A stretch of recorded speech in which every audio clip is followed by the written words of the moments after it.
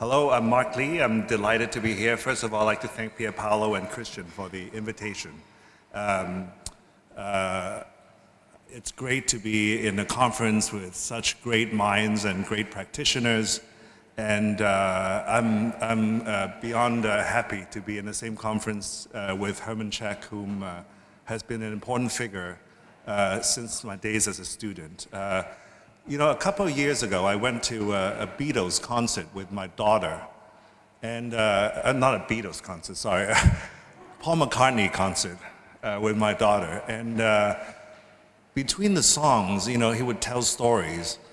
And one of the stories he told before a song was, he said, like, as a musician, you know, what is important for you? It's important for your fans appreciate your music. But what's more important is other musicians appreciate your music. And he said the Sgt. Pepper album came out on a Friday. And on that Sunday, 2 days after the album came out, Jimi Hendrix performed in London, where John and Paul were in the audience. And Jimi Hendrix opened his own concert with Sgt. Pepper. And Paul said that was the highest tribute he could ever have. Not only did Jimmy learn that song in 2 days, but he opened his concert with that. He told the story, and then he started singing, you know, it was 20 years ago today, Sgt. Pepper taught his band to pray. And it was a completely different sensibility to that song. I'm not saying I'm Jimi Hendrix, I'm not saying Herman Czech is Paul McCartney, but it's great to be in your presence. I'm the least qualified. I'm the least qualified to speak about Fischer von Erlach here, but I have to thank Pier Paolo for making the prompt very easy. When he invited me, he asked me to ponder on aspects of the Antwerp that one would consider interesting in the contemporary context, which makes it very open for me to practice my Narrenfreiheit, that I could make unsubstantiated and outrageous connections, which you will see and will be forgiven. But I would say one thing that interests me about the Antwerp is a few things. You know, as I look at the 5 books, one thing about it was that it emphasized on the role of the image instead of the text, or the way that it is arranged as a collection of examples, you know, as opposed to arranging these projects chronologically. And then taken together, they review a global vision of architecture of that period that redefined the Mediterranean as the geographic entity that connected the Occident, the Orient, Europe, and Africa.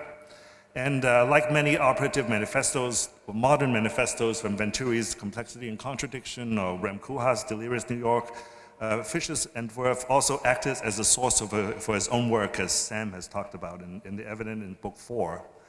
And lastly, the point I would like to talk about today that interests me the most is this, that all monuments are redrawn in almost the same way. It's this notion of uniformization versus the regional, or something about this universality versus the regional, or the international versus the global, which is, you can take on very different points to frame this work. Certainly this point has been discussed a lot, and I always think about this example of the Mies van der Rohe's Bacardi rum building that was designed in 1958 in Cuba, that was not built because of the revolution. And then 10 years later, it was interpreted as the new National Gallery in Berlin.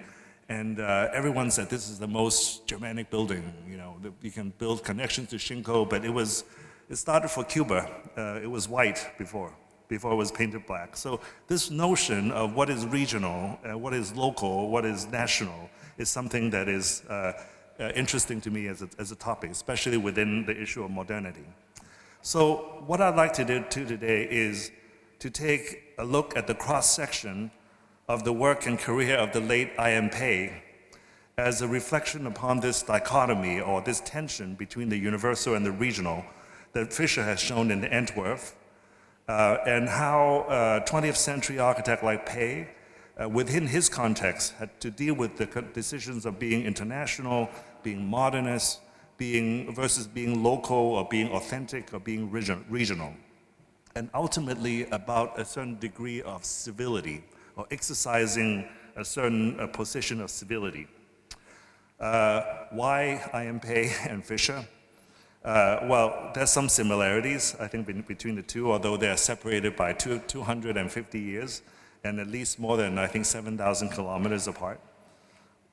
They both like pyramids, I can tell. They both focus on monuments. The Antwerp were only monuments, and or monumental buildings, or monumental architecture. Well, I.M. Pei, I think, built 2 houses in his entire life, one of them being his own house. And then not until after he retired, or near the end of his career, did he begin to do more delicate and smaller projects. I think both Fischer and I.M. Pei looked at the contemporary world as a realist.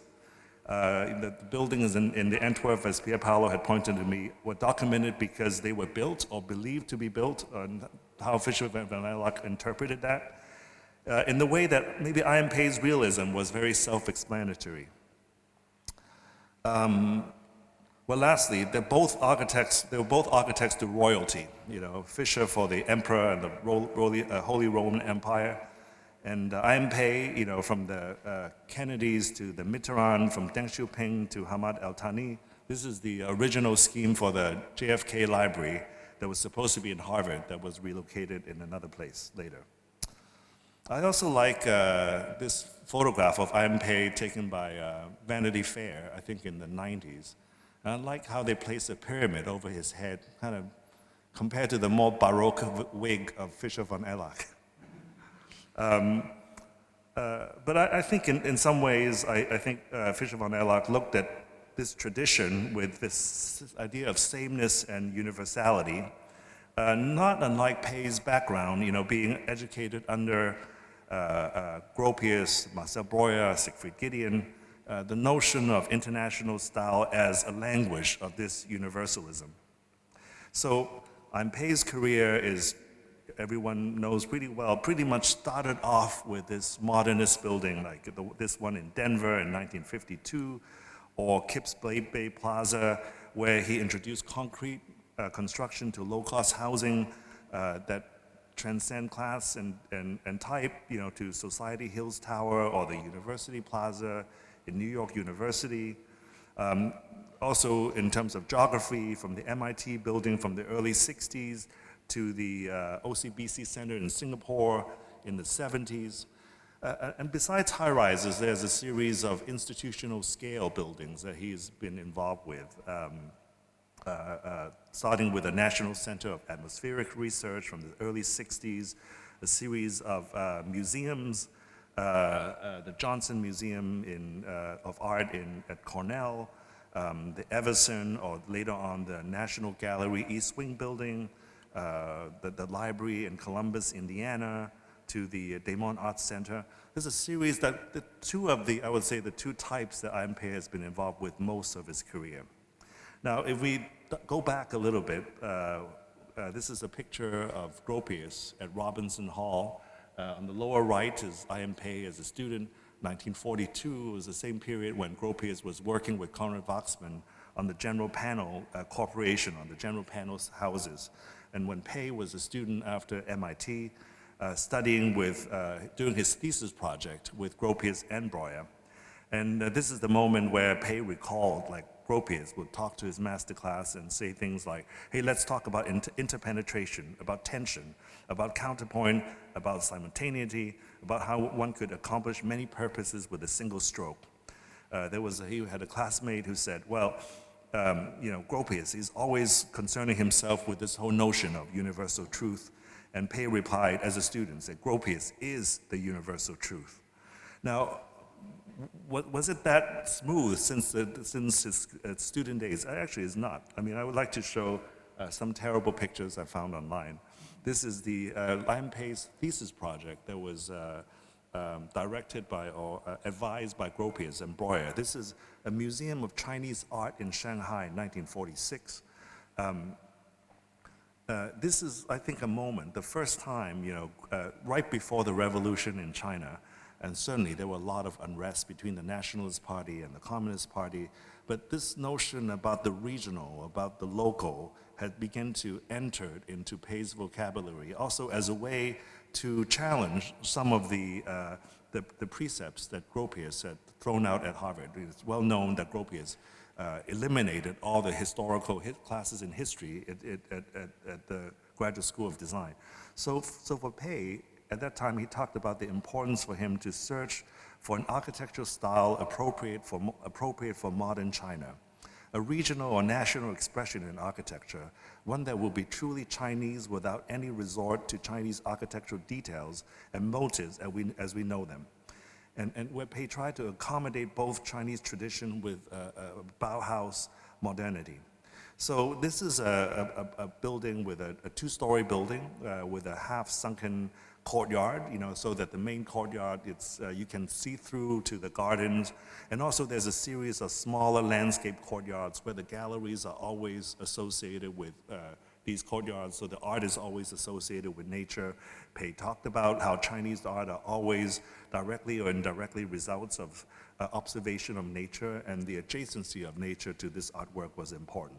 And at the end of the thesis project, Gropius agreed with Pei. He said, this is a difficult path, but it will come as soon as modern architecture comes of age.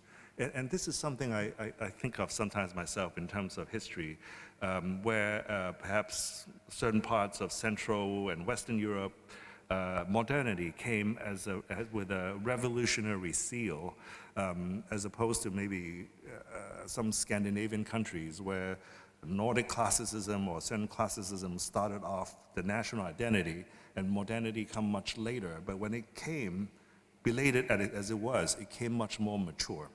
And I thought about Gropius' quote about, as soon as modern architecture becomes of age, this direction will open.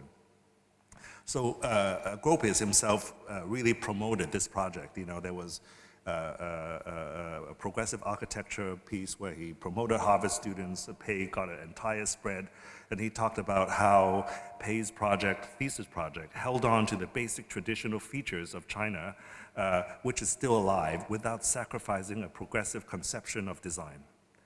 At the end, he talked about two things that was important. He said, Gropius wrote, in our his discussion with Pei, we tried to find out how the character of Chinese architecture could be expressed without imitating such forms and motifs of former periods. We decided that the bare Chinese wall, so evident in various periods of Chinese architecture, and the small individual garden patio as two eternal features which are well understood by every Chinese living. Mr. Pei built up this scheme entirely on a variation of these two themes.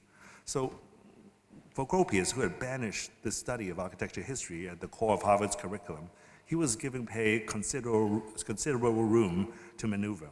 Now, 1 year after I.M. Pei's thesis, Gropius offers, the Architects Collaborative, TAC, were commissioned to do a campus project for American Christian University, the United Board of Christian Colleges, where actually Pei attended was when he was in middle school, to design a new campus with a series of colleges. And Gropius actually recruited I.M. Pei, who just graduated and teaching at the GSD, as a consultant to TAC on this project. This project, of course, later was abandoned because 2 years later, the revolution happened, and there was an anti-American sentiment, and the colleges moved from mainland China to Taiwan. But it's an interesting project. There's the single pitch roof. You see how sometimes the single pitch roofs are grouped together to form a gable roof. It has this modernist asymmetrical network of pathways. You see the cluster of different colleges separated by water or by distance. This is a zoom in on one of the women's colleges. This one with the particular pitch roofs, or this perspective drawing with the patios, with the walkways. You see the subjects both in a Western suit as well as traditional Chinese garb. and Chinese calligraphy and landscape being infused in Gropius' project. And in many ways very similar to I.M. Pei's thesis project. So this project died. What the colleges did when instead they moved to Taiwan, and they combined the colleges together to design a new campus. Instead of hiring Gropius, they hired I.M. Pei to design this whole campus. And this is perhaps the most known project within this campus, which is this chapel. I.M. Pei was hired to design two things. One is the master plan for the entire campus in Taichung. This is 1963 when this was completed. 1956 was when they were commissioned. This campus named Tonghai University. So Pei designed the chapel and then designed the master plan. Now this chapel that you see, yes, it was, Pei talked about the combination of East meet West, the tiles, golden in color, reflects the ancient temples or reflects the imperial palace in Beijing, about the verticality being very Gothic, but at the end, it's a modernist building. It's much closer to Felix Candela, it's much closer to the four parabolic arches. So there was one moment when Pei tried a building that is more traditional, but when he presented it to the students, was screaming at him because this is like, we are already just had the revolution, the national identity of Taiwan is important. Some people still believe that the Nationalist Party will go back and take over China. So this issue of national identity was important, but Pei succumbed and designed this modernist building. But if I zoom out and look at the entire campus, you can see that the chapel in the lower right is just a crown jewel among a much larger campus, which is, you can see that is organized around an axis that's on a slightly sloped side. Along this axis, there's a series of courtyard buildings. And instead of designing these buildings himself, Pei recruited two Chinese architects that was educated or worked in the US, one with Gropius, one went to the GSD, to lead the architecture of these buildings. C.K. Cheng and C.K. Chen are the two architects. If you look at the buildings themselves, it is like a combination of very modernist concrete frames that are exposed, the structure are exposed with panelized infills. Sometimes they're concrete blocks, sometimes they're traditional local materials. And it's combined with a series of abstract pitch roofs, without the kind of pastiche of this curved pitch roofs. It's really reduced, and it's reminiscent of architecture from the Tang Dynasty. I think at that time people know of architecture more of the Ming Dynasty or the Qing Dynasty, but the Tang Dynasty in a way is the height of its civilization. So it's an abstract version that combines some of the Bauhaus modernist principles with the formal structure of Tang Dynasty architecture and local materials. This become a much celebrated project. It's not really that well known outside of Taiwan at that time. It's not very polemical, but it's still a really incredibly well-resolved design that bridged these two cultures. Certainly, one could say, on one hand, it is a certain expression of regional architecture. Also, one could say that it is a cultural embassy for America, for American college, Christian college, and a form of imperialism hidden behind a modernist sensitivity. A lot of discussion about the modern expression was important as an American college versus the desire to be local and regional. So after this project, it was almost 20 years before Pei got to return to China and build again. This is started in 1979, the Fragrant Hill Hotel right outside of Beijing, a few years after China opened up. And Pei was brought back as an American-Chinese kind of grand homecoming project. And at that time, Pei was observing the state of architecture in China, and said after decades of Soviet influence of this international style taking over China, it triggered a reactionary nationalism that begin to crown Western-style buildings with pagoda roofs. And Pei said at that time, 1979, he said, "It's ridiculous. It's like a man in a tailored suit wearing a coolie hat," end quote. So we talked about these two prevalent approaches, one being a historical imitation versus the wholesale importation of a Western style. And it left no place to go for Chinese architecture. It became a dead end. So he revisited, he talked about his impetus after building a lot of international style projects in the US and abroad. He said for this project, he wanted to see if aspects of Chinese tradition were still valid in part of people's life. If so, perhaps it could be a model for Chinese architects who could use their own language rather than turn to foreign countries. So he looked at traditional courtyard houses, he looked at traditional architectural motifs. I have to say this project was not well received in China when it opened in 1982. There were a lot of officials or Communist Party members that were walked through this project, and the press famously recorded this remark from one of the clients who said, "Looks like something I've seen before." And also I find this interesting that Pei presented an axonometric drawing of this hotel situated within a Chinese landscape painting. Certainly after this project, it took a long time before Pei came back to China. There was a series of other smaller scale projects, like in Japan, this well-known Miho Museum finished in 1997.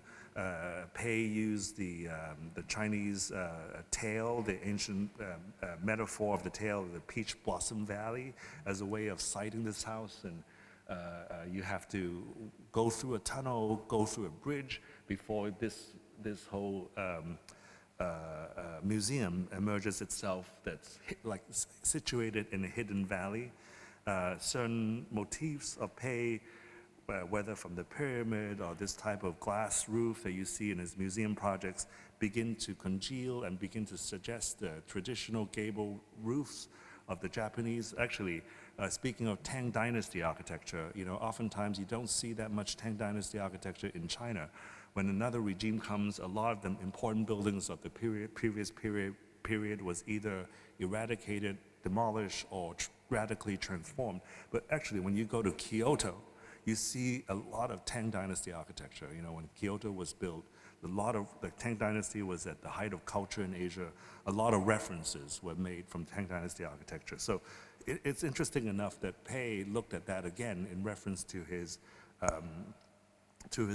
project in Shanghai for this project. And certainly, when you go inside the building, it was much more transparent, much more light, and much more modernist, in its temperament and its feeling. But I find that interesting of him using the Peach Blossom Valley as I don't know if it's aphorism, as a way to connect to a culture or connect to a client, a bit like Alessandro Zaropolo's Hokusai Wave for his Yokohama project.